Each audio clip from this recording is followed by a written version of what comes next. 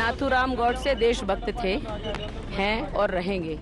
ऐसा बोलने उनको आतंकवादी कहने वाले लोग स्वयं के गिरेबान में झांक के देखें। वो उनकी आत्मा है, वो कहीं ना कहीं से निकलेगी।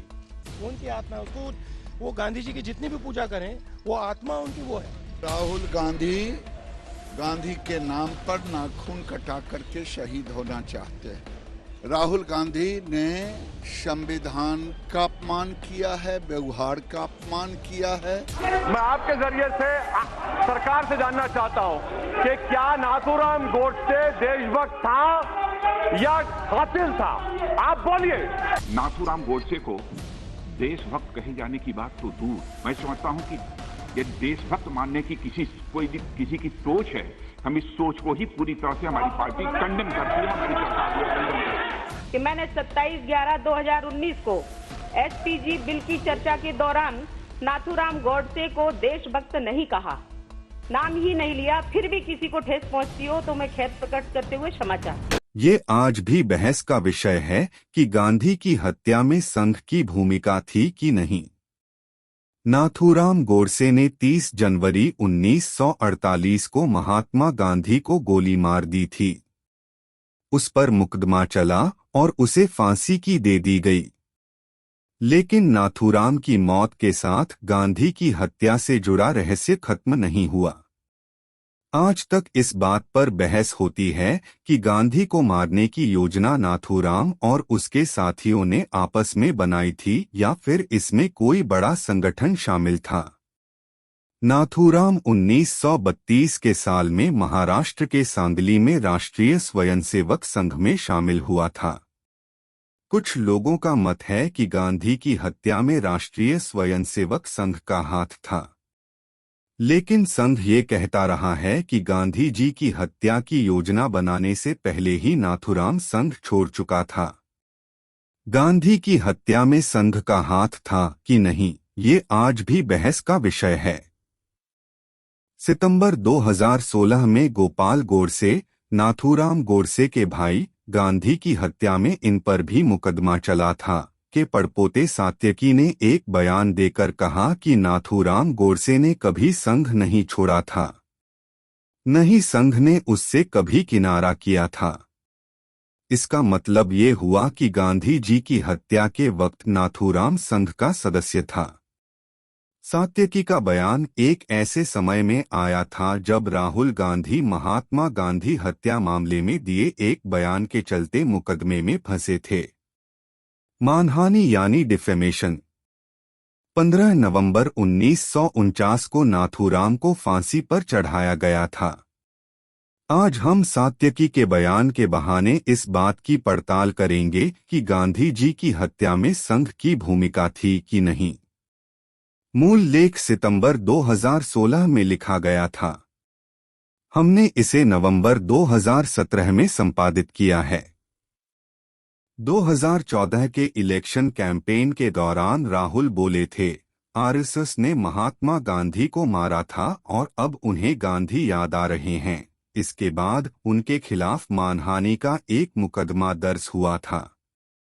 सितंबर 2016 में इकोनॉमिक टाइम्स से बात करते हुए नाथूराम गोडसे और वीर सावरकर के दूर के पड़पोते सात्यकी सावरकर ने कहा, हमारे परिवार ने नाथूराम गोडसे और गोपाल गोडसे के सारे लेख संभाल कर रखे हुए हैं, जिनसे साफ पता चलता है कि नाथूराम आरएसएस से सीधे जुड़े हुए थे। पर आरएसएस उनके जितना रेडिकल नहीं था जिससे उनका आरएसएस से मोहभंग हो रहा था। सात्यकी गोडसे इस बात से नाराज हैं कि संघ ने गोडसे से किनारा कर लिया। सात्यकी एक सॉफ्टवेयर कंपनी में काम करते हैं। सात्यकी हिंदू महासभा को फिर से इस्टेब्लिश करना चाहते हैं। कहते हैं, हिंदू महासभा सावरकर की विचारधारा पर बनी थी। सात्यकी ने कहा, नाथूराम ने सांगली में 1932 में आरएसएस ज्वाइन की थी और वो अपनी मौत तक आरएसएस के दिमागी लोगों में शामिल रहे। नहीं उनको कभी संगठन से निकाला गया, नहीं कभी उन्होंने खुद ऑर्गेनाइजेशन छोड़ा। मैं आरएसएस की इस बात से बहुत नाराज हूं कि आज वो इस तथ्य को मानने से मना करता है। मैं जानता हूं आरएसएस गांधी जी की हत्या को सपोर्ट नहीं करता, पर वो फैक्ट से नहीं भाग सकता। नाथूराम ने हैदराबाद के निजाम के खिलाफ हिंदू महासभा के बैनर तले विरोध किया था। आरएसएस के बहुतेरे स्वयंसेवक भी इसमें शामिल थे। इसमें वो जेल भी गए थे। नाथूराम के भाई ने भी यही कहा था। 1993 में गोडसे के भाई गोपाल की किताब आई थी।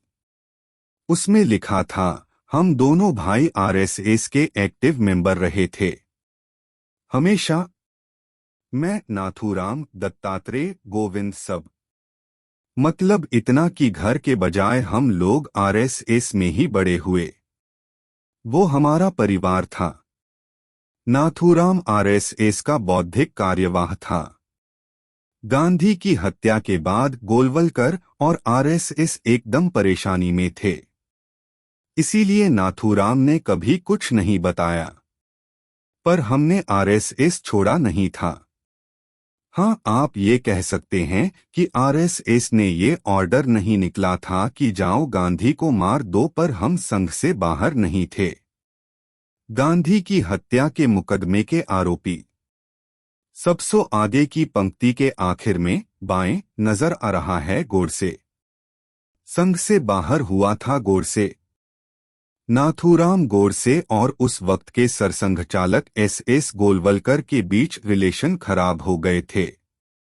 दरअसल बाबूराव सावरकर की किताब राष्ट्रमीमांसा के अंग्रेजी ट्रांसलेशन का क्रेडिट गोलवलकर ने ले लिया था, जबकि ट्रांसलेशन गोडसे ने किया था। इसके बाद 1942 में दशहरे के दिन नाथूराम ने खुद अपना एक संगठन बनाया। नाम रखा हिंदू राष्ट्र दल। 1946 में पार्टीशन के इश्यू पर नाथूराम की हिंदू महासभा से भी खटपट हो गई और नाथूराम ने वहां से भी रिजाइन कर दिया। पर यही एक संगठन था जो गांधी जी के हत्या के मुकदमे के वक्त नाथूराम के साथ था। 1948 में गांधी के मर्डर से पहले नाथूराम ने आरएसएस छोड़ दिया था। इस बात पर आरएसएस पूरी तरह टिकी हुई है। एक सीनियर आरएसएस लीडर कह चुके हैं कि नाथूराम भले ही पहले आरएसएस से जुड़ा रहा हो, पर हत्या के वक्त वो आरएसएस का हिस्सा नहीं था। इस बात के पूरे सबूत हैं कि आरएसएस का विचारधारा को लेकर नाथूराम ने बहुत विरोध किया था। हालांकि आरएसएस से निकाले जाने का कोई प्रोसेस नहीं है। फिर भी कुछ लोगों का कहना है कि जब तक कोई संघ की गुरुदक्षिणा देता रहता है तब तक वो आरएसएस में बना रहता है, जब बंद कर देता है तो वो बाहर माना जाता है।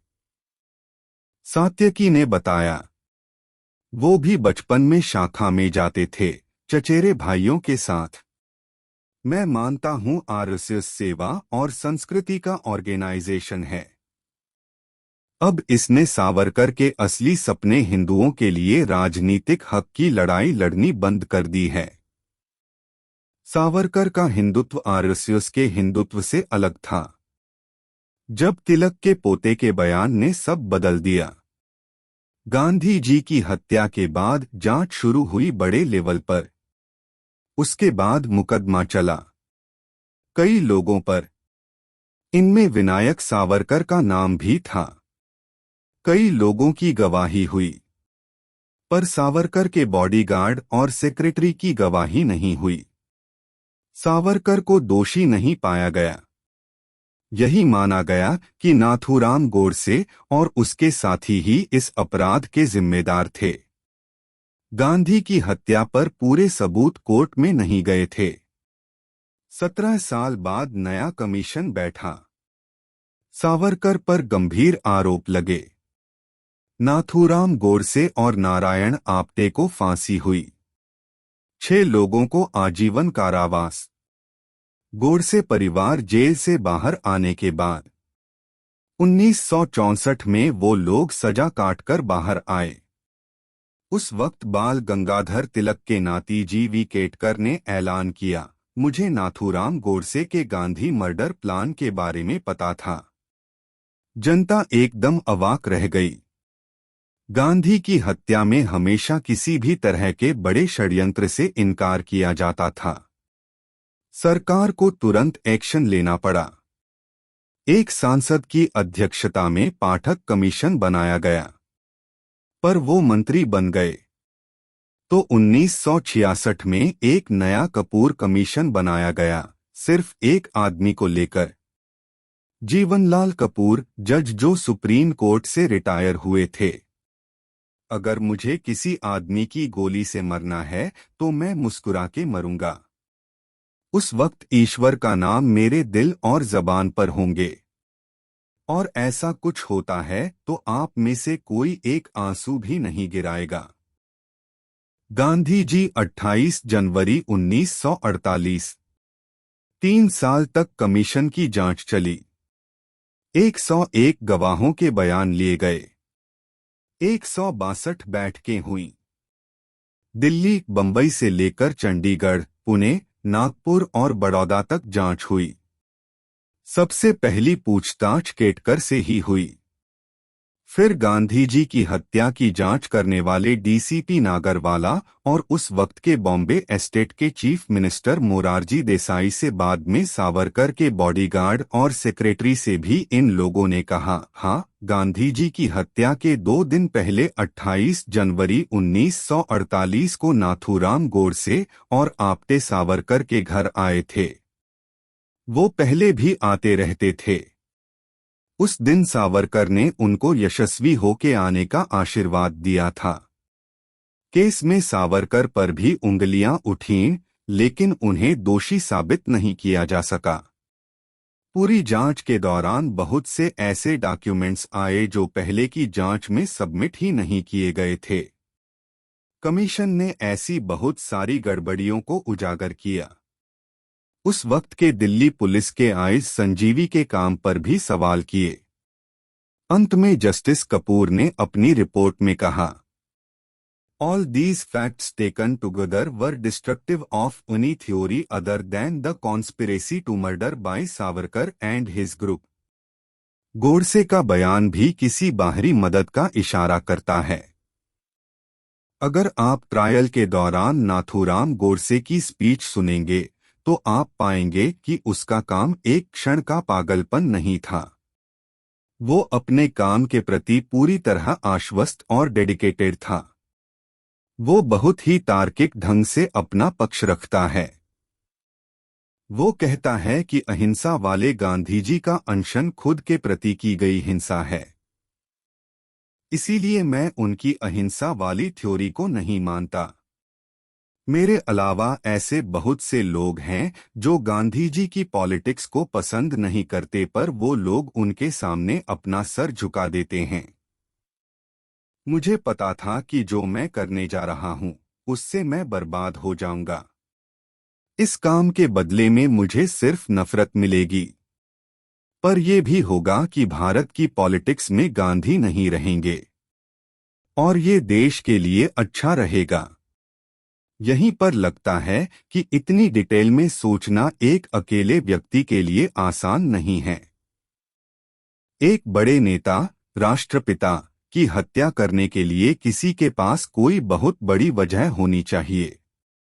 किसी भी राजनीतिक हत्या में ये वजह दी जाती है। हत्यारों के दिमाग में ये वजह डाली जाती है। फिर पुरस्कार भी गिनाए जाते हैं। त्याग, राष्ट्र प्रेम, महानता और अमरता, जिसको ब्रेन वॉश कहा जाता है, क्योंकि ये तर्क सिर्फ हिंसा की तरफ ही ले जाते हैं। नाथूराम गोडसे का भूत जो आरएसएस का पीछा नहीं छोड़ता। जब नेहरू आरएसएस को पूरी तरह खत्म करना चाहते थे, तब सरदार पटेल ने कहा था, इनके गुनाह कम नहीं हैं, पर गांधी जी की हत्या वाले में ये लोग दोषी नहीं हैं। इनके कुछ काम सही, कुछ गलत हैं। मैं इनको रास्ते पर लाऊंगा, सरदार पटेल ने आरएसएस से लिखित में लिया था कि वो मात्र एक सांस्कृतिक संगठन बन के रहेंगे, राजनीति में नहीं आएंगे। कोर्ट और कमीशन ने कहीं से आरएसएस को सीधे कटघरे में खड़ा नहीं किया गांधी जी की हत्या को लेकर, लेकिन आरएसएस के लिए गोडसे के भूत से पीछा छुड़ाना मुश्किल ही रहा। संघ आज खुद को दुनिया का सबसे बड़ा एनजीओ कहता है। लोग कहते हैं कि आरएसएस के इसी डर ने जनसंघ को जन्म दिया। सावरकर के शिष्य श्यामा प्रसाद मुखर्जी ने गांधी की हत्या के बाद अपने खत्म होते जनाधार को बचाने के लिए नई पार्टी बनाई।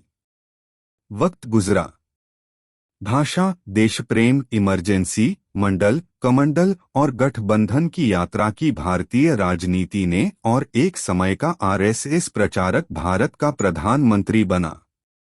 श्री नरेंद्र मोदी बहुमत से। आरएसएस की बाइबिल कुछ और ही कहती है। कांग्रेस इस बात को लेकर आरएसएस को हमेशा कटघरे में खड़ा करती रही है। कांग्रेस में मंत्री रहे अर्जुन सिंह ने कहा था, आरएसएस की एकमात्र उपलब्धि गांधी जी की हत्या है। इस बात के सपोर्ट में गांधी जी के अनुयायी प्यारेलाल की किताब Mahatma Gandhi the last phase में 2 घटनाओं का भी जिक्र होता है। उस दिन आरएसएस के सदस्यों को रेडियो ऑन रखने को कहा गया था, क्योंकि अच्छी खबर आने वाली थी। गांधी जी की हत्या के बाद आरएसएस के सदस्यों ने मिठाइयां भी बांटी थीं। संघ ने हमेशा से खुद को गांधी की हत्या से दूर रखने की कोशिश की है। बीजेपी हमेशा से कहती रही है कि आरएसएस का गांधी जी से कुछ मुद्दों पर मतभेद था, पर संघ ने हमेशा गांधी जी को बहुत ऊंचे स्थान पर रखा है। पर आरएसएस की बाइबिल, गोलवलकर की लिखी बंच ऑफ थॉट्स में गांधी और उनके नेतृत्व की कांग्रेस दोनों के प्रति जहर उगला गया है। उसमें हिंदुओं की 1200 सालों की गुलामी का जिक्र है। इसके साथ ही गांधी की अहिंसा को नपुंसकता बताया गया है। 1961 में दीनदयाल उपाध्याय ने कहा था, गांधी जी की इज्जत करते हैं पर अब उनको राष्ट्रपिता कहना बंद कर देना चाहिए।